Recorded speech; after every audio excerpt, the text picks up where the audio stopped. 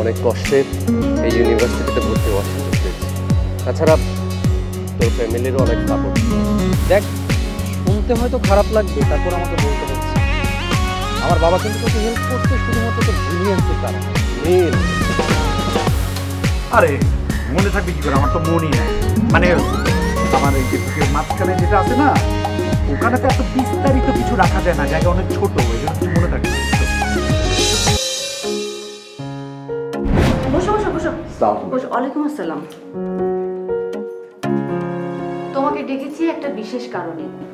যদিও কথাটা আমি ফোনে সেরে ফেলতে পারতাম, কিন্তু আমি একটু উদ্বেগ বোধ করছিলাম। কি নিয়ে ম্যাডাম?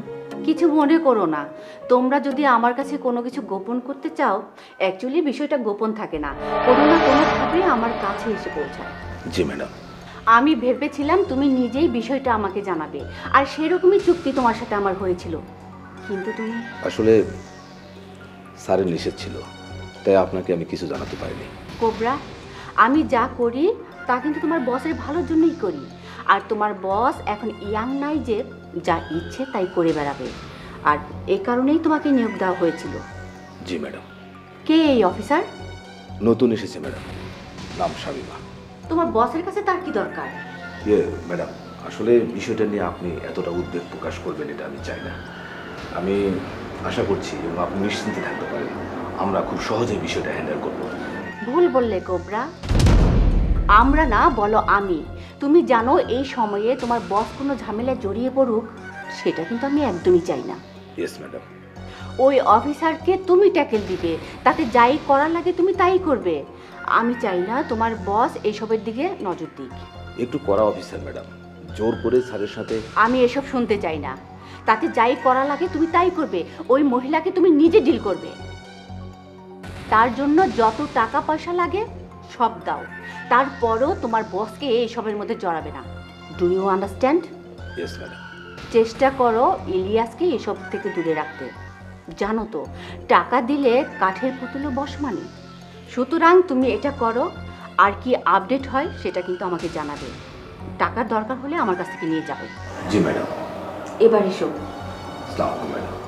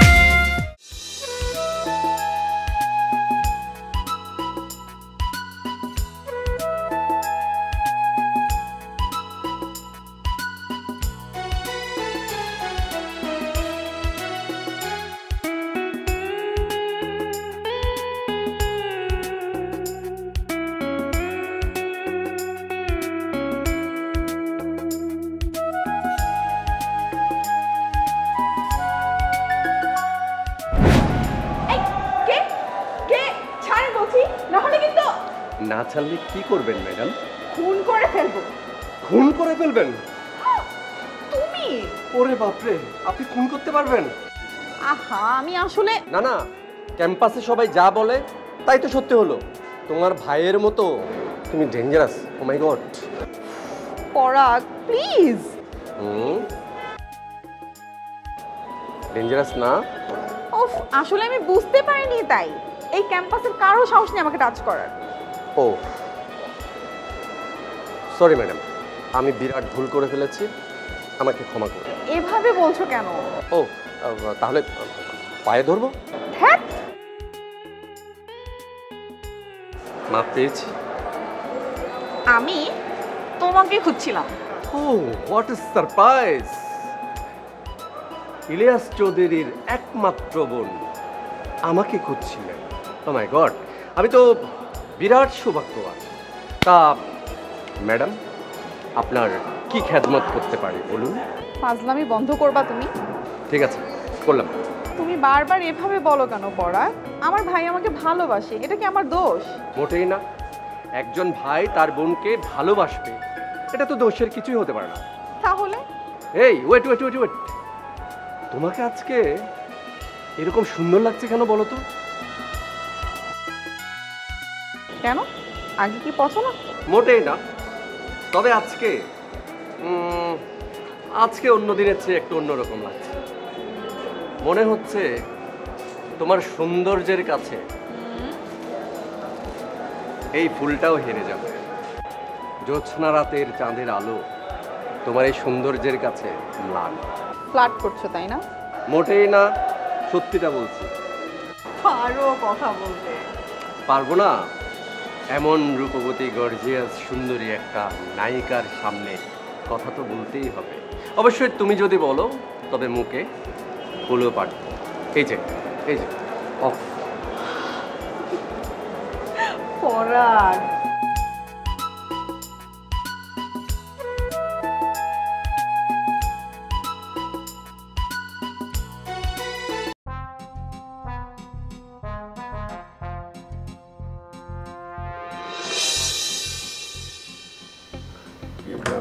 মীরা, কি আমাকে দেখছো? তোমার শরীর ঠিক আছে তো? আমাকে নিয়ে না আর ন্যাকামি করতে হবে না, অনেক তো ন্যাকামি হলো, এবার একটু সিধে হয়ে দাঁড়াও। সিধা মানে আমি তো সিধাই দাঁড়ায় আছি, আমি তো বুক টান টান করে চলি। ওরে আমার বুক টান করাওয়ালা লোক রে, একটা সামান্য মেয়েকে বাড়ি থেকে বের করতে পারো না, আবার মুখে মুখে বড় বড় কথা বলো। মেয়েটা মানে তুমি কি মিতুর কথা বলছো? তা আমাদের বাড়িতে ওই একটা বাইরের মেয়ে ছাড়া আর কে আছে শুনি?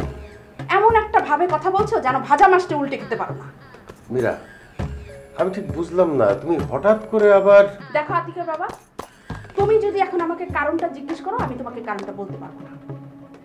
মূল কথা হচ্ছে ওই মেয়েটাকে আমার কিছুতেই পছন্দ হচ্ছে না, আর কারো ব্যাপারে যদি আমার এইরকম কোনো সিগন্যাল দেওয়া শুরু করে তখন তার ব্যাপারে সতর্ক হওয়া ছাড়া আমি আর কোনো উপায় দেখি না। এটা তুমি কি বললা? সিগন্যাল দেয় মানে? বুঝলাম না। আমি তো এতদিন জানতাম যে রাস্তার মোড়ে মোড়ে গাড়ির জন্য সিগন্যাল বাজে। তুমি কি আমার সাথে ফাইজলামি করছো? হ্যাঁ, তোমার আর আমার বয়স কি ফাইজলামি করার বয়স? এটা কি বললাম মীরা? ফাইজলামি করার বয়স লাগে নাকি? যে কোনো বয়সে ফাইজলামি করা যায়। শোনো, তোমার মতো না এরকম মিচকা শয়তান আমি আর একটাও দেখিনি। তুমি হচ্ছে সিঙ্কিং ড্রিঙ্কিং ওয়াটার খাওয়া মানুষ। তোমার এই পেটের মধ্যে কি আছে তা শুধু তুমিই জানো, তুমি ছাড়া দুনিয়ার আর কেউ জানে না। তুমি কি ভেবেছো যে তোমাকে আমি এত সহজে পার পেতে দেব? তুমি যদি ওই মেয়ের সাথে এখন কথা না বলো তাহলে আমি ওই মেয়ের সাথে কথা বলবো। না না মীরা, তোমার কথা বলার দরকার নাই। তুমি কি বলতে কি বলে ফেলবে, মেয়েটা মনে কষ্ট পাবে। দরকার হলে আমি। এই তো তোমার কথাতেই এখন কেমন যেন পানিটা একটু ঘোলা ঘোলা মনে হচ্ছে।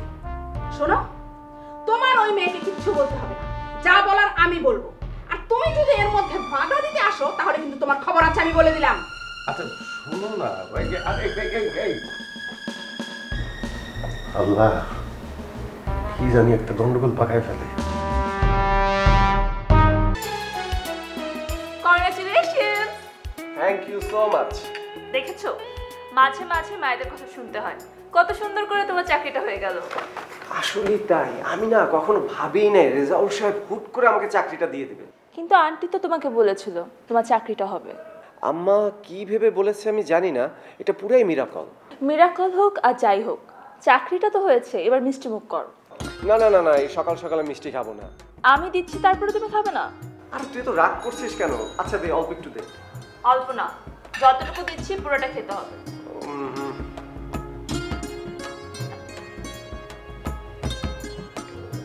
Thank you. ভালো। তোমার জয়েনিং কি আজ কি? জানি না কি আছে কপালে।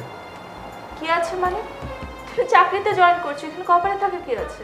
বিষয়টাকে তুই যত সহজ মনে করিস তা কিন্তু না। আমাকে রেজাউল সাহেব চাকরিটা দিয়েছেন তার মেয়ের ইচ্ছার বিরুদ্ধে। রেজাউল সাহেবের মেয়ে মানে? ওনাদের রিয়েল এস্টেটের বিজনেস। ওনার মেয়ে ফারিয়া ব্যবসার একটা সেক্টর দেখাশোনা করে। কিন্তু তার আপত্তি কিসে? তোমার রেজাল্ট ভালো, তুমি ব্রিলিয়ান্ট। আরে ব্রিলিয়ান্ট তো আমি কাগজে কলমে, কিন্তু আমার তো কোনো অভিজ্ঞতা নাই। অভিজ্ঞতা ছাড়া তো এখন কোনো কাজ হয় না, বুঝিস না? অভিজ্ঞতা কি কাজ ছেড়ে এমনি এমনি হয়? যত সব। শোনো, ওই মেয়ের সাথে না তোমার একদম মেশার দরকার নেই। তুমি তোমার কাজ নিয়ে ব্যস্ত থাকবে। আরে এভাবে বললে হবে? আমার বসই তো হলো মিস ফারিয়া, তার নির্দেশেই তো আমাকে চলতে হবে, উঠতে হবে, বসতে হবে, সব করতে হবে। শোন, আমার দেরি হয়ে যাচ্ছে, আজকে প্রথম দিন, একটু দেরি করা যাবে না। আমি গেলাম, তুই একটু মায়ের সাথে কথা বল, একটু গল্প কর, তাকে একটু সঙ্গ দে। ওকে ওকে। একটু মিষ্টি খেয়ে যাও। আবার মিষ্টি?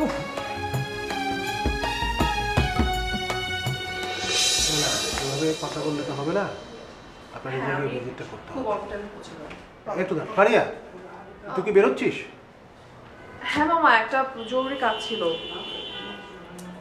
আমি পরে ফোন দিচ্ছি। তোর সঙ্গে আমার কিছু আলাপ ছিল। বলো না মামা, আমার হাতে এখনো সময় আছে, তুমি বলো। না, শুনলাম দুলাভাই নাকি নতুন একটা ছেলেকে জব দিয়েছেন। হ্যাঁ, ছেলেটার নাম কি জানো? অর্ক। না, দুলাভাইয়ের এই ডিসিশনটা বুঝলি আমার ভালো লাগেনি। আমি একটা এফিশিয়েন্ট ছেলেকে ঠিক করেছিলাম। মামা, তুমি তো জানো পাপা কেমন। ওই ছেলেটা পাপাকে একটা ছোট্ট হেল্প করেছিল, তারপরে তো বাকিটা ইতিহাস। ছোট্ট একটা হেল্পের জন্য এত বড় একটা চাকরি? আরে 200-500 টাকা দিয়ে দিলেই তো হতো। দেখো মামা, পাপার মুখের উপর দিয়ে তো আমরা কোনো কিছু বলতে পারি না। পাপা বড় মুখ করে ছেলেটাকে জব দিয়েছে। এখন আমরা যদি, আচ্ছা বাদ দাও। তবে মামা, এই কথা কিন্তু সত্য, ছেলেটাকে অন্য কোনো দিক থেকে কিন্তু আমি ছাড় দিব না। আমি ওকে 1 মাস দেখব। 1 মাস দেখার পরে যদি দেখি যে গুড ফর নাথিং, তাহলে একদম শুট করে দেব। দেখ তোরা, যেটা ভালো হয় সেটাই তো করবি। শুনলাম চিটাগাংয়ের প্রজেক্টটা নাকি তুই চালাতে চাচ্ছিস? হ্যাঁ মামা, পাপা তোমাকে কিছু বলেনি? হ্যাঁ, বলেছে বলেছে। তবে আমি বলছিলাম কি, মামা প্লিজ কিছু বলো না। পাপার কাছ থেকে না অনেক কষ্ট করে প্রজেক্টটা আমি নিয়েছি, অনেক বুঝিয়ে নিয়েছি। প্লিজ তুমি এখন কোনো ঝামেলা করো না। কি? আমি আমি তোর মামা? আমি আমি ঝামেলা করতে যাব? কি বলছিস তুই? আচ্ছা আচ্ছা, আমাকে কি তোর তাই মনে হয় বলতো? সরি মামা, আমি আসলে এভাবে মিন করতে চাইনি কিছুই। আমি বলতে চেয়েছিলাম যে তুমি আর এই প্রজেক্টে ইন করো না। তোমার হাতে তো অনেক প্রজেক্ট আছে। চট্টগ্রাম প্রজেক্ট না আমি নিজে ডিল করতে চাই। হ্যাঁ, তুই পারলে তো এই মামার কোনো আপত্তি নেই। আসলে কি জানো তো, চেষ্টা না করলে তো কোনো কিছু পারা যায় না। আমি চেষ্টা করতে চাই, আর আমি ওইভাবেই গুছিয়েছি সবকিছু। আই হোপ তোমাদেরকে খুব তাড়াতাড়ি খুব ভালো একটা গুড নিউজ দিতে পারবো। আমার জন্য দোয়া করবে কিন্তু। এখন আসি মামা। Best of luck.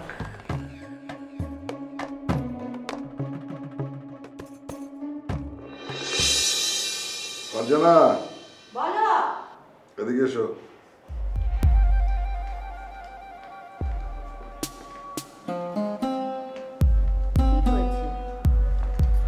শুনলাম কোবরা নাকি বাসায় এসেছিল। হ্যাঁ, আমি ডেকেছিলাম। হঠাৎ ওকে ডাকলে কেন? আমার পার্সোনাল কাজে একটু দরকার ছিল। ওকেও আজকাল তুমি কাজে লাগাচ্ছ নাকি?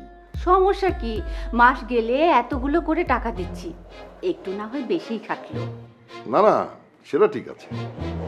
তাছাড়া ছেলে হিসেবেও খারাপ না, খালি হঠাৎ মাথাটা গরম করে ফেলে। তোমার সাথে চলবে আর মাথা গরম করবে না, এটা হয় নাকি? এই যে আবার তুমি আমাকে খোঁচাখুচি শুরু করলে। ইলিয়াস, তোমাকে আমি আবারও বলছি, নানা রকম ঝামেলা থেকে তুমি মুক্তি পেয়েছ। আর শেষবার কি হয়েছিল তোমার মনে আছে তো? জেলের কথা বলছো? শোনো ফারজানা, যাদের টাকা পয়সা প্রতিপত্তি থাকে তাদের মাঝে মধ্যে জেলখানা যেতে হয়। এখন ব্যাপারটা হচ্ছে বন্দিশালা তোমাকে বন্দি করে রাখতে পারছে কিনা। তাই বলে তুমি? হ্যাঁ, আমি সেসব বলছি না। আমি বলছি সামান্য একটা বিষয় নিয়ে আবার ইগল লড়াই শুরু হয়ে যাবে। তাই শোনো, তুমি জেলে গেলে মাত্র একটি রাতের জন্য, আর তোমার ভাইয়ারা আমাকে সারা জীবন ধরে কথা শোনাচ্ছে। ভাইদের কথা ভেবে মন খারাপ করো না। তারা ঝামেলাহীন মানুষ। তুমিও কি তাদের মতো হতে পারো না? যা হবার তা তো হয়ে গেছে, আবার না হয় নতুন করে। তাই তো হচ্ছে। ইলিয়াস চৌধুরী সম্পর্কে আর কোনো কমপ্লেন পাচ্ছ তুমি? না, আর পাবে না, এটা আমি কথা দিতে পারি। তোরাকে দেখছি না, তোরা কোথায় গেছে? তোরা ভার্সিটিতে গেছে। আচ্ছা, কফি খাবে? দাও তোমার জন্য তাহলে আমি কফি বানিয়ে আনি। নিয়ে আসো। বসো।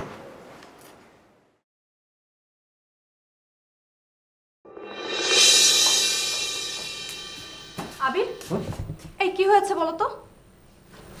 কই কি হয়েছে মানে কি হবে? কেন, আমি তখন দেখলাম তুমি নিচে দাঁড়িয়ে জরির সাথে কথা বলছিলে। কি হয়েছে? ও তেমন কিছুই না, ওই ওর স্যান্ডেলটা ছিঁড়ে গেছে তাই। তা ওর স্যান্ডেল ছিঁড়ে গেছে তো তোমার কি? এগুলো নিয়ে তুমি কেন মাথা ঘামাচ্ছ? আরে বাবা, শুধু স্যান্ডেল ছিঁড়ে গেছে বিষয়টা তো তা নয়।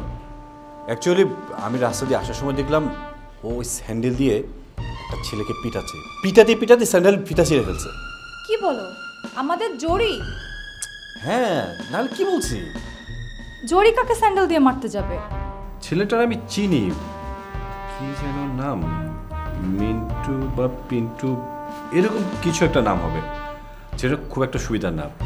আমি জোরকে সাবধান করে দিয়েছি। দেখেছো, আমি আগেই ভেবেছিলাম এই মেয়ের মধ্যে নিশ্চয়ই কোনো একটা ঝামেলা আছে, কিন্তু তোমার মা সে তো আমার কোনো কথাই শুনতে চায় না। আরে বাবা, তুমি এটা নিয়ে কোনো চিন্তা করো না, বুঝতে পেরেছ? আমি জরিকে যা বলার বলে দিয়েছি। এরপরও যদি ওই ছেলেটা জরিকে ডিস্টার্ব করে তাহলে আমি ডিরেক্ট ওই ছেলেটা বড় ভাইয়ের কাছে বিচার দিয়ে দেবো। মানে কি? একটা কাজের বউর জন্য তুমি কেন এসব ঝামেলায় জড়াতে যাবে? ও আমাদের বাড়িতে কাজ করে, ওর দেখভালের দায়িত্ব আমাদের, এটা বুঝতে পারছো না তুমি? দেখো, আমি এত কিছু বুঝি না, তুমি এসব ঝামেলায় নিজেকে জড়াবে না। তারপর যদি ঝামেলা হয়, বড় ভাই আছে, উনি বিষয়টা দেখবে। আমি তোমাকে একদম এসব ঝামেলায় জড়াতে দিব না। তাই না? তা ম্যাডাম, এত বেশি ভালোবাসো আমাকে? জোনাস, দেখে ফেলবে কেউ। So hot. আমি আমার বউরে আদর করবো, যা খুশি করবো, তাতে কার কি? হ্যাঁ, বুঝি।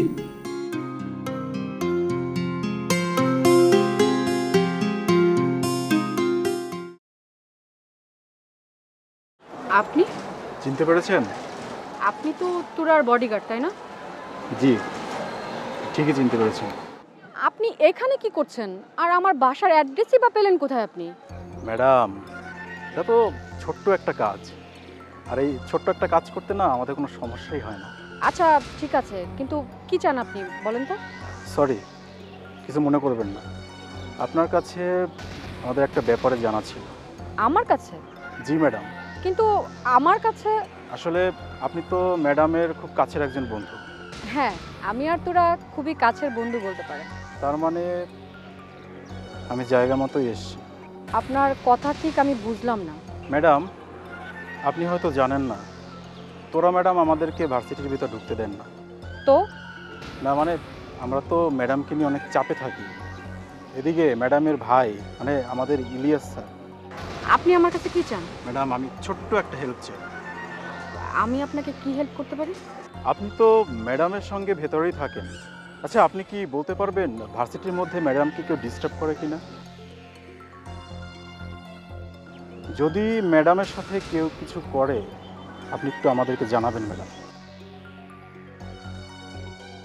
ম্যাডাম, আপনি ভয় পাচ্ছেন কেন? আপনি আমার উপর আস্থা রাখতে পারেন, আপনার কথা আমি কাউকে বলবো না।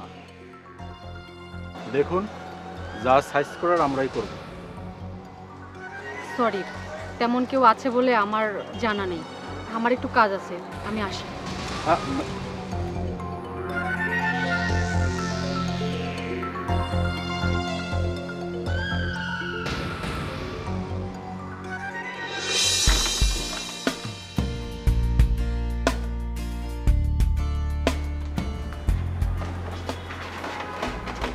মিম, চা খাবেন না? জি না, আমি খেয়েছি। আপনি খেয়ে আসুন। আরে চলেন না, এক কাপ চা না হয় একসাথেই খেলাম। কেন প্রিন্স, এক কাপ চা আপনার সাথে খেতে হবে কেন? কি এমন স্পেশালিটি আছে তাতে? এই যে আপনি কথায় কথায় রেগে যান। ভুল বললেন, কথায় কথায় আমি রেগে যাই না। তবে হ্যাঁ, কেউ যদি কাজের ভিতরে খুব ডিস্টার্ব করে তখন বিরক্ত হই।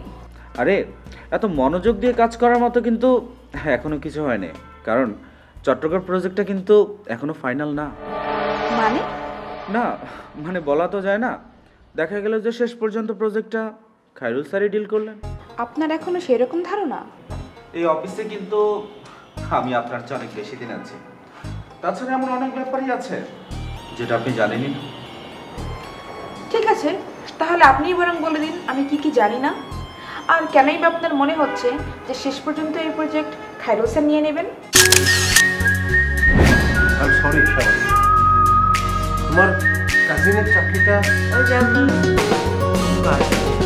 কারণ তুমি তোমার দুলাভাইয়ের বিজনেসটাকে নিজের মনে করলেও তারা যে তোমাকে নিজে ভাবে না। উনি আমাকে একটা চাকরি দেওয়ার কথা বলেছিল, সে বিষয়ে কথা বলতে এসেছি। আশ্চর্য ব্যাপার, তাহলেই আমার মনে হয় তুমি এই মহিলাটার সঙ্গে বেড শেয়ার করছো। আর এইটা ভাবলে আমার মাথা ঠিক থাকে না।